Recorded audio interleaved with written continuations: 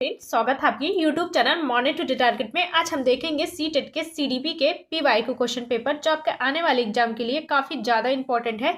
देखिए CDP के जितने भी PYQ क्वेश्चन पूछे गए हैं सभी आपको कराने वाले हैं, तो जो लोग चैनल पे नए होंगे वह सब्सक्राइब कर लेंगे, जिससे जो भी मेरी क्लासेस होगी सारी क्लासेस आपको प्रॉपर तरीके से मिलती रहेगी।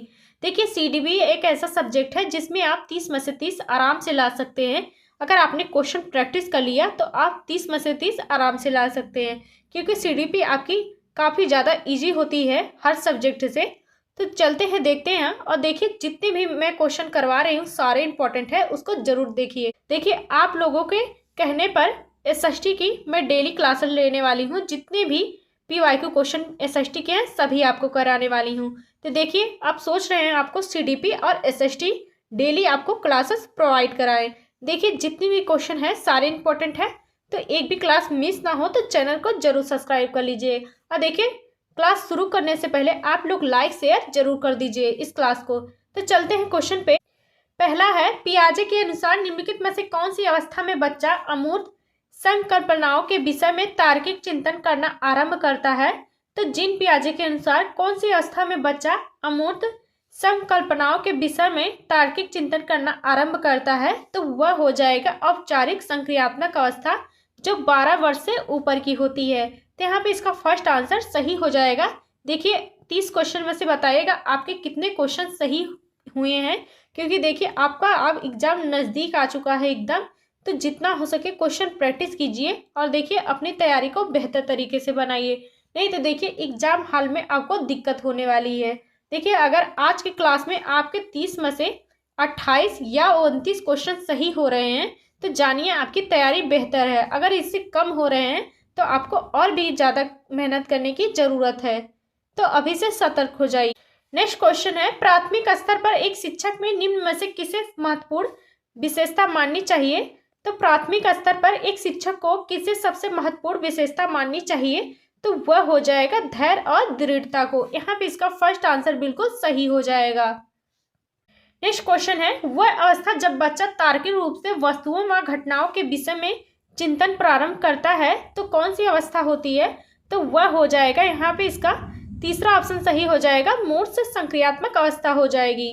तो यहाँ पे इसका तीसरा ऑप्शन बिल्कुल सही हो जाएगा। देखिए जीन पियाजे ने 4 अवस्थाएं बताई थी। पहली है संवेदी प्रेरक अवस्था, और दूसरी हो जाएगी आपकी पूर्व संक्रियात्मक अवस्था, तीसरी होती है मूर्त संक्रियात्मक अवस्था, चौथी होती है आपकी औपचारिक संक्रियात्मक अवस्था होती है। तो सभी याद रखिएगा। नेक्स्ट क्वेश्चन है, मन का मानचित्रण संबंधित होता है? तो मन का मानचित्रण किससे संबंधित होता है? तो वह हो जाएगा, इसका राइट आंसर यहाँ पे 4 आंसर सही हो जाएगा, बोझ समझ बढ़ाने की तकनीक से संबंधित होता है। तो यहाँ पे इसका 4 आंसर बिल्कुल सही हो जाएगा।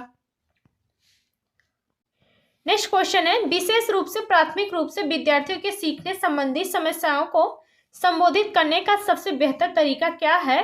तो विशेष रूप से प्राथमिक स्तर पर विद्यार्थियों के सीखने संबंधी समस्याओं को संबोधित करने का सबसे बेहतर तरीका क्या होता है? तो वह हो जाएगा, यहाँ पे इसका 4 आंसर बिल्कुल सही हो जाएगा, क्षमता के अनुरूप विभिन्न शिक्षण पद्धतियों का प्रयोग करना, जो विद्यार्थियों को प्राथमिक स्तर पर सीखने के लिए बेहतर तरीका होता है। नेक्स्ट क्वेश्चन है, निम्न में से कौन से शिक्षार्थियों में सृजनात्मकता का पोषण करता है? तो इससे बताना है कि कौन सा शिक्षार्थियों में सृजनात्मकता का पोषण करता है। तो वह हो जाएगा, इसका फर्स्ट आंसर सही हो जाएगा, प्रत्येक शिक्षार्थी की अंतर्जात प्रतिभाओं का पोषण करने के अवसर उपलब्ध कराना। तो यहाँ पे इसका फर्स्ट आंसर बिल्कुल सही हो जाएगा। देखिए जितने भी क्वेश्चन मैं करवा रही हूँ सारे इंपॉर्टेंट है, तो एक भी क्वेश्चन मिस मत करिएगा। नेक्स्ट क्वेश्चन है, सीखना समृद्ध हो सकता है यदि?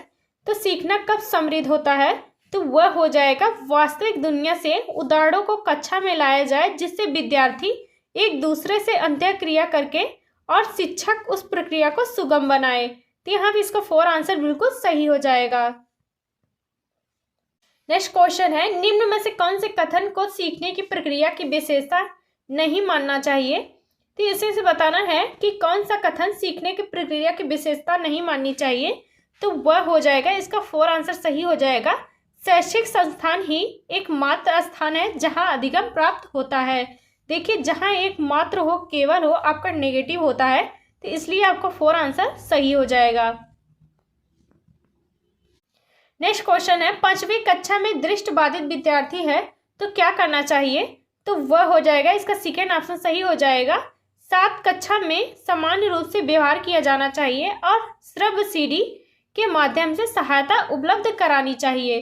तो यहाँ पे इसका सेकेंड ऑप्शन बिल्कुल सही हो जाएगा। एक दृष्टिबाधित विद्यार्थी है तो उसे कक्षा में सामान्य रूप से व्यवहार करना चाहिए और श्रव्य सीडी के माध्यम से उसे सहायता करनी चाहिए। तो यहाँ पे इसका सेकेंड ऑप्शन बिल्कुल सही हो जाएगा। नेक्स्ट क्वेश्चन है, निम्न में से कौन सा बच्चे की सामाजिक मनोवैज्ञानिक आवश्यकताओं के साथ संबंध नहीं है?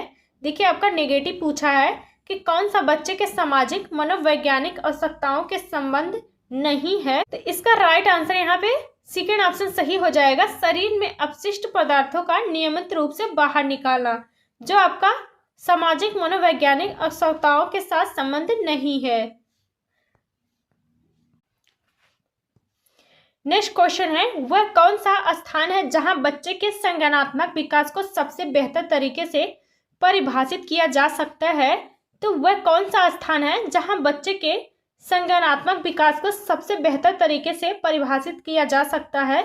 तो वह हो जाएगा विद्यालय और कक्षा का वातावरण हो जाएगा। तो यहाँ पे इसका फर्स्ट आंसर बिल्कुल सही हो जाएगा। नेक्स्ट क्वेश्चन है, किसको एक अभिप्रेरित शिक्षण का संकेत माना जाता है? तो वह हो जाएगा विद्यार्थियों द्वारा प्रश्न पूछना, जो एक अभिप्रेरित शिक्षण का संकेत माना जाता है। नेक्स्ट क्वेश्चन है, निम्न में से कौन सा बुद्धिमान बच्चे का लक्षण नहीं है? देखिए नेगेटिव पूछा है आपका कि कौन सा बुद्धिमान बच्चे का लक्षण नहीं है, तो वह हो जाएगा, इसका राइट आंसर यहाँ पे 4 आंसर सही हो जाएगा, वह जो लंबे निबंधों को बहुत जल्दी रटने की क्षमता रखता है, तो वह बुद्धिमान बच्चे का लक्षण नहीं है। तो यहाँ पे इसका 4 आंसर बिल्कुल सही हो जाएगा। नेक्स्ट क्वेश्चन है, बच्चे दुनिया के बारे में अपनी समझ का सृजन करते हैं, इसका श्रेय किसको जाता है? तो बच्चे दुनिया के बारे में अपनी समझ का सृजन करते हैं, तो इसका श्रेय किसको जाता है? तो वह हो जाएगा पियाजे को जाता है। इसका 4 आंसर बिल्कुल सही हो जाएगा। देखिए जीन पियाजे के द्वारा बच्चे नन्हे वैज्ञानिक होते हैं जो अपनी समझ का खुद से ही निर्माण करते हैं, स्वयं से करते हैं। तो यहाँ पे इसका 4 आंसर बिल्कुल सही हो जाएगा। नेक्स्ट क्वेश्चन है, कृतिका अक्सर घर में ज्यादा बात नहीं करती है लेकिन विद्यालय में वह काफी बात करती है, तो यह क्या दर्शाता है? तो कृतिका अक्सर घर में ज्यादा बात नहीं करती है लेकिन विद्यालय में वह काफी ज्यादा बात करती है, तो यह क्या दर्शाएगा? तो वह हो जाएगा, यहाँ पे इसका तीसरा ऑप्शन सही हो जाएगा, कृतिका को उसके विचारों को विद्यालय में मान्यता मिलती है, तभी वह विद्यालय में ज्यादा बात करती है, और घर में उसकी बातों को मान्यता नहीं दिया जाता है, इसलिए घर पे वह ज्यादा बात नहीं करती है, इसलिए इसका थर्ड ऑप्शन यहाँ पे सही हो जाएगा। नेक्स्ट क्वेश्चन है, एक शिक्षक को अपने विद्यार्थी की क्षमताओं को समझने का प्रयास करना चाहिए, निम्नलिखित में से कौन सा क्षेत्र इस उद्देश्य के साथ संबंध है? तो वह हो जाएगा, इसका राइट आंसर यहाँ पे तीसरा ऑप्शन सही हो जाएगा, शिक्षा मनोविज्ञान हो जाएगा। नेक्स्ट क्वेश्चन है, सीखने की प्रक्रिया में अप्रेरणा क्या होती है? तो सीखने की प्रक्रिया में अप्रेरणा क्या होती है? तो वह हो जाएगा, इसका 4 आंसर बिल्कुल सही हो जाएगा, शिक्षार्थियों में सीखने के प्रति रुचि का विकास करती है अप्रेरणा। तो यहाँ पे इसका 4 आंसर बिल्कुल सही हो जाएगा। नेक्स्ट क्वेश्चन है, शिक्षा के क्षेत्र में पाठचर्या शब्दावली किस ओर संकेत करती है? तो शिक्षा के क्षेत्र में पाठचर्या शब्दावली किस ओर संकेत करती है? तो वह हो जाएगा, इसका फर्स्ट आंसर सही हो जाएगा, विद्यालय का संपूर्ण कार्यक्रम जिससे विद्यार्थी प्रतिदिन अनुभव प्राप्त करते हैं। यहाँ पे इसका फर्स्ट आंसर बिल्कुल सही हो जाएगा। नेक्स्ट क्वेश्चन है, निचली कक्षाओं में शिक्षण की खेल पद्धति मूल रूप से आधारित है, तो निचली कक्षाओं में शिक्षण की खेल पद्धति किस पर मूल रूप से आधारित होती है? तो वह हो जाएगा, इसका सेकेंड ऑप्शन सही हो जाएगा, विकास एवं वृद्धि के मनोवैज्ञानिक सिद्धांतों पर आधारित होती है। तो यहाँ पे इसका सेकेंड ऑप्शन बिल्कुल सही हो जाएगा। नेक्स्ट क्वेश्चन है, एक बच्चा अतीत की समान परिस्थितियों में की गई अनुक्रियाओं के आधार पर नई परिस्थितियों के प्रति अनुक्रिया करता है, यह किससे संबंधित है? तो वह हो जाएगा, इसका 4 आंसर सही हो जाएगा, सीखने का सदृशता नियम पर संबंधित है। तो यहाँ पे इसका 4 आंसर बिल्कुल सही हो जाएगा। नेक्स्ट क्वेश्चन है, डैश प्रतिभाशाली होने का संकेत नहीं है। तो कौन सा एक प्रतिभाशाली होने का संकेत नहीं है? तो वह हो जाएगा दूसरों के साथ झगड़ना हो जाएगा, जो प्रतिभाशाली होने का संकेत नहीं है। नेक्स्ट क्वेश्चन है, विशेष आवश्यकता वाले बच्चों को शिक्षा उपलब्ध कराई जानी चाहिए। तो विशेष आवश्यकता वालों बच्चों के शिक्षा उपलब्ध कराई जानी चाहिए, तो वह हो जाएगा अन्य समान बच्चों के साथ कराई जानी चाहिए। तो यहाँ इसका 4 आंसर बिल्कुल सही हो जाएगा। नेक्स्ट क्वेश्चन है, आकलन को उपयोगी और रोचक प्रक्रिया बनाने के लिए डैश के प्रति सचेत होना चाहिए। तो आकलन को उपयोगी और रोचक बनाने की प्रक्रिया के लिए किसके प्रति सचेत होना चाहिए? तो वह हो जाएगा, इसका राइट आंसर यहाँ पे सेकेंड ऑप्शन सही हो जाएगा, शैक्षिक और शैक्षिक क्षेत्रों में विद्यार्थियों के सीखने के प्रति सचेत होना चाहिए। तो यहाँ पे इसका सेकेंड ऑप्शन बिल्कुल सही हो जाएगा। तो देखते हैं नेक्स्ट क्वेश्चन है, डिसलेक्सिया किससे संबंधित होता है? तो डिसलेक्सिया किससे संबंधित होता है? तो वह हो जाएगा पठन विकार से संबंधित होता है। तो यहाँ पे इसका थर्ड ऑप्शन बिल्कुल सही हो जाएगा।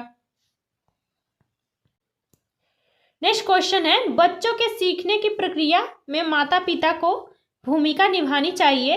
तो बच्चों के सीखने की प्रक्रिया में माता पिता को कौन सी भूमिका निभानी चाहिए? तो वह हो जाएगा अग्रोन्मुखी भूमिका निभानी चाहिए। तो यहाँ पे इसका फर्स्ट आंसर बिल्कुल सही हो जाएगा। नेक्स्ट क्वेश्चन है, विकास कभी ना समाप्त होने वाली प्रक्रिया है, यह विचार किससे संबंधित है? तो विकास कभी ना समाप्त होने वाली प्रक्रिया है, यह विचार किससे संबंधित है?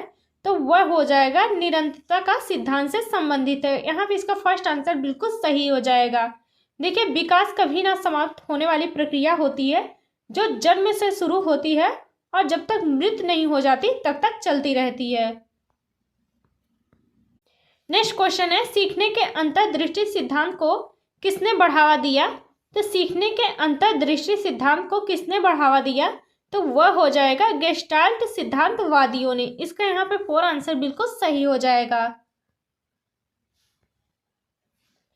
नेक्स्ट क्वेश्चन है, निम्नलिखित में से किस अवस्था में बच्चे अपने समवयस्क समूह के सक्रिय सदस्य हो जाते हैं? तो कौन सी अवस्था में बच्चे अपने समवयस्क समूह के सक्रिय सदस्य हो जाते हैं? तो वह हो जाएगा यहाँ पे किशोरा अवस्था में। इसका 4 आंसर बिल्कुल सही हो जाएगा।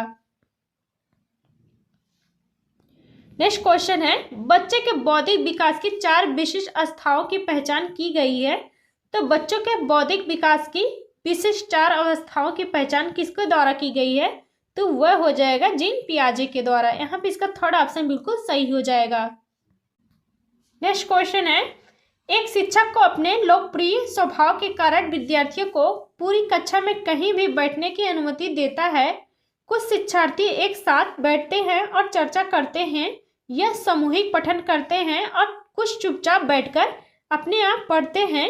एक अभिभावक को यह पसंद नहीं आता। इस स्थिति में निपटने का निम्न में से कौन सा तरीका सबसे बेहतर हो सकता है? तो वह हो जाएगा, इसका सेकेंड ऑप्शन सही हो जाएगा, अभिभावकों को शिक्षक पर विश्वास व्यक्त करना चाहिए और शिक्षक के साथ समस्या पर चर्चा करनी चाहिए। तो यहाँ पे इसका सेकेंड ऑप्शन बिल्कुल सही हो जाएगा। देखिए, आज के लिए बस इतना ही। मिलते हैं नेक्स्ट क्लास में।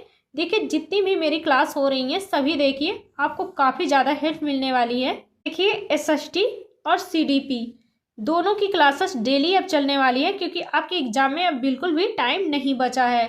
तो मेरी जितनी भी क्लासेस है और जितने भी मैं PYQ क्वेश्चन करवा रही हूँ प्रैक्टिस सेट, देखते जाइए, आपका 100% सीटेट क्लियर हो जाएगा। देखिए, ईमानदारी से पढ़िए, जो भी पढ़िए आपका 100% सीटेट निकल जाएगा। तो मिलते हैं नेक्स्ट क्लास में। और देखिए, क्लास को ज़्यादा से ज़्यादा शेयर कीजिएगा और अपने दोस्तों के साथ, ताकि वो भी लोग देख सके। तो मिलते हैं नेक्स्ट क्लास में।